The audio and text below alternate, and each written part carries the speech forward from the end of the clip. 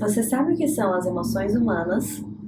Entende como elas funcionam e quais são algumas das peculiaridades das suas emoções?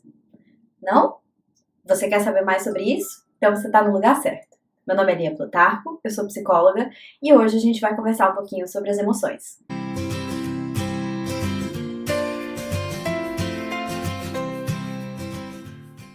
Bom, as nossas emoções, elas são respostas fisiológicas. São reações físicas que nós temos diante de determinados estímulos. Esses estímulos, eles podem ser internos ou externos. Por exemplo, um estímulo interno seria você começar a pensar sobre algum tema que de repente te provoque alguma reação emocional. E o estímulo externo seria alguma coisa acontecer, como você ouvir um barulho fora da sua casa ou alguém assaltar você no meio da rua. Esses estímulos, eles vão desencadear na gente essas respostas fisiológicas. Isso é bem interessante porque a gente costuma às vezes falar sobre as emoções de uma forma muito poética, falar na música, na poesia, em textos. E na verdade, quando a gente vai estudar a parte científica por trás das emoções, elas são esse estímulo físico, né? Essa resposta física. E é muito interessante a gente perceber, por exemplo, que isso acaba acarretando algumas outras coisas. Tipo assim, pode ser que em algum momento da sua vida você tenha tido dificuldade de perceber se você estava ansioso ou com dor de barriga porque tinha comido algo que te fez mal. Porque como as emoções elas são essa resposta física, às vezes a coisa se confunde. E você não sabe, por exemplo, se você tá triste ou cansado, né, cansaço assim da de cansado de fato, se é só porque eu tô triste ou se eu tô passando mal ou tô ansioso, e a coisa às vezes pode se confundir e pode ser difícil da gente interpretar exatamente o que que ela é. Uma outra coisa interessante sobre as emoções é que a emoção ela pode acontecer de forma privada, é o que a gente chama de experiência emocional, que é o fato de você sentir aquela emoção. Então, nesse momento, enquanto eu estou gravando esse vídeo, eu posso estar me sentindo muito triste, mas vocês não estão vendo isso. É a diferença do que a gente chama da experiência emocional para a expressão emocional. Nesse momento, eu estaria, nesse exemplo que eu dei, experimentando agora tristeza. Eu estaria tendo a experiência emocional de tristeza, mas eu não estou expressando essa tristeza. Aqui para vocês, eu estou aparecendo sorrindo, brincando, dando exemplos na aula. Então, a minha expressão emocional pode ser diferente da minha experiência emocional. E outra coisa interessante também é que a gente tem a opção de expressar essa emoção ou não, e de expressar de diversas formas, e de viver essa experiência emocional ou não, e também de barrar essa experiência de algumas formas. Então vamos falar melhor sobre isso. No que se refere à expressão emocional, é mais fácil de perceber, né? Eu posso decidir não expressar essa emoção de jeito nenhum, porque, enfim, eu não quero, e não expressá-la. É uma decisão relativamente fácil de ser tomada. E eu posso decidir expressar essa emoção de 2 formas, de uma forma adaptativa ou de uma forma desadaptativa. Expressar a minha emoção de uma forma adaptativa seria eu comunicar o que eu estou sentindo, eu usar de assertividade para isso, né, eu me dar conta dessa emoção e de repente fazer uma prática de mindfulness, alguma coisa do tipo, expressá-la de alguma maneira para as outras pessoas via de regra, né, complicado a gente expressar uma emoção para nós mesmos, não tem muito sentido. Mas, né, a criatividade do ser humano é grande, então vai que alguém decide, por exemplo, ir para frente do espelho e expressar essa emoção ensaiando para alguma coisa, pode acontecer. Não é muito comum. Já no caso da experiência emocional, como eu falei para vocês, a experiência ela é uma coisa privada, é só minha, ninguém vê, eu que estou experimentando, eu que estou vivendo. E aí a experiência emocional, como ela não é uma coisa que eu vou colocar para fora, né, e falar sobre isso ou fazer algo que demonstre, como é que eu vivo essa experiência emocional? Sentindo a experiência física completa daquela emoção que veio a partir daquele estímulo que aconteceu. Eu posso fazer isso por meio de uma prática de mindfulness, eu posso fazer isso simplesmente parando um pouco para observar os meus estados internos, sem muito mistério. Eu posso fazer isso apurando um pouco o sofrimento, como algumas pessoas falam, né, aquela coisa de você estar triste, aí você coloca, sei lá, o vídeo mais triste que você já viu, músicas da Adele para tocar, para você poder chorar, enfim.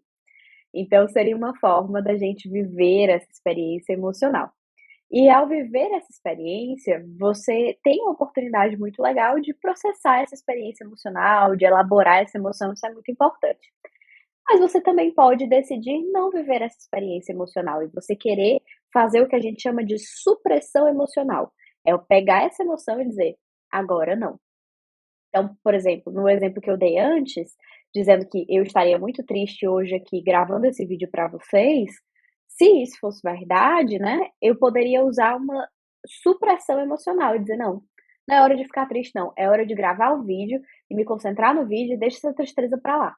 E aí a gente meio que consegue passar por cima dessas emoções suprimindo também.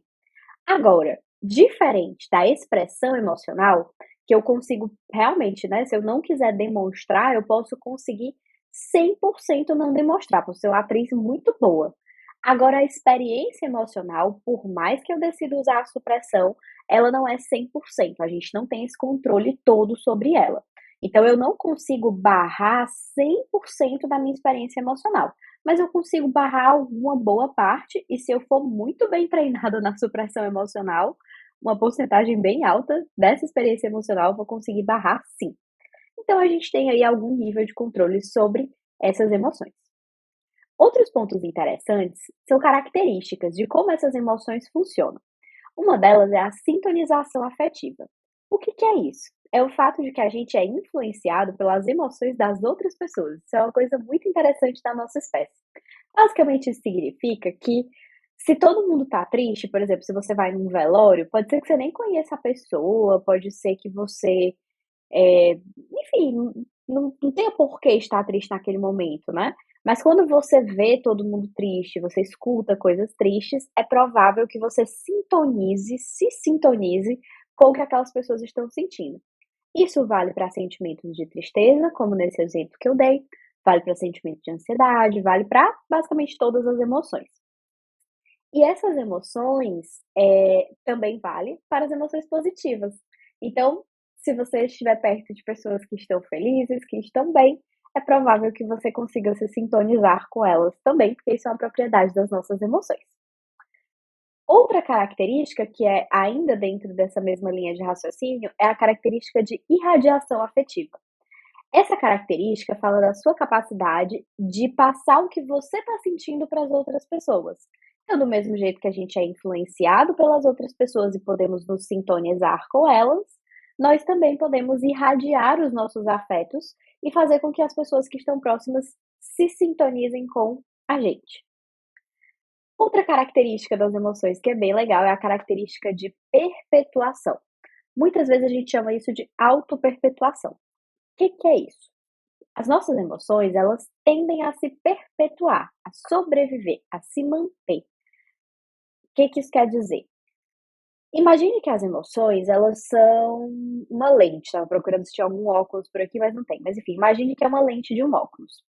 E aí imagine, né, eu não tenho óculos aqui, mas eu vou fingir que eu tô colocando. Então, aconteceu uma coisa no meu dia, eu fiquei muito triste, aí fui lá e pá, coloquei o óculos da tristeza.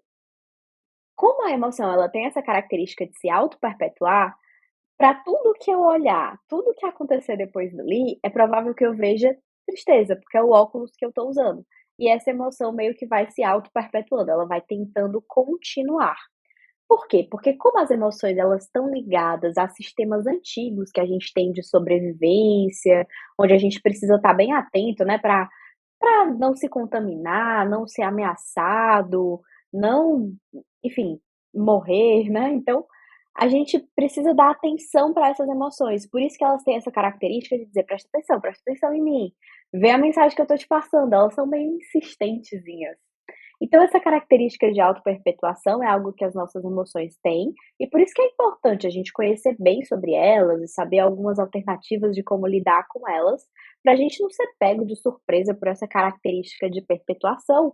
E, por exemplo, aconteceu uma coisa triste no começo do seu dia, ou você tem uma discussão com alguém no começo do seu dia, e por conta disso você meio que perdeu o dia inteiro. Por quê? Porque eu não consegui regular essa emoção e ela ficou ali se perpetuando e acabou com o meu dia todo, né? Então, é uma outra característica interessante que as nossas emoções Tem. Outra coisa é que a gente tende a acreditar nas nossas emoções. Quando a gente sente algo, a gente tende a acreditar que aquilo é verdadeiro. É um sinal muito forte, de um modo geral, para todas as pessoas que se eu sinto, então é. É por quê? Porque eu sinto. Eu senti dessa forma, então deve ser verdade. E aí, esse é um ponto, assim, delicado, porque de fato, se você sente, realmente é. Porque como eu disse, a emoção é uma reação fisiológica. Se nesse momento você está se sentindo ansioso e você está sentindo no seu corpo isso acontecendo, é verdade, tá aí. Agora, o conteúdo cognitivo que está associado com essa reação fisiológica, ele pode não ser tão verdadeiro assim. Por exemplo, vamos supor que você comece a se sentir muito, muito, muito ansioso agora. O que que essa mensagem está sendo dita para o seu corpo, né? A ansiedade tem a ver com medo, e o medo ele basicamente diz que você está em perigo. Mas você olha e você fala: "Mas eu não tô. Não tem nada de ruim acontecendo, as coisas das quais eu estou com medo, eu acho que é um medo exagerado, mas mesmo assim eu estou ansiosa". Só que nesse caso, nesse exemplo que eu dei, eu tô reconhecendo, né, que a mensagem que está atrelada a essas emoções não é verdadeira. Acontece às vezes também das pessoas por essa tendência a acreditar, elas ficarem tipo: "Não, mas se eu tô sentindo essa ansiedade então não é, esse medo ele deve ter algum sentido. Esse medo ele deve ter alguma coisa que eu não tô vendo, alguma coisa que eu esqueci, alguma coisa que passou despercebida, né, pra esse medo na verdade ser verdade, porque eu tô sentindo". Então às vezes a gente precisa ficar bem atento a isso, pra não cair nessa armadilha. E ainda, uma coisa também interessante sobre as nossas emoções é que a gente pode, e na maioria das vezes a gente tem, mais de uma emoção ao mesmo tempo. Então, dificilmente você vai dizer: "Nesse momento eu estou sentindo apenas ansiedade". Normalmente não é. Normalmente a gente está sentindo ao mesmo tempo ansiedade, ao mesmo tempo tristeza, raiva, 3, 4, 5 emoções ao mesmo tempo. Então, realmente é uma tarefa difícil saber nomear, entender e trabalhar com essas emoções.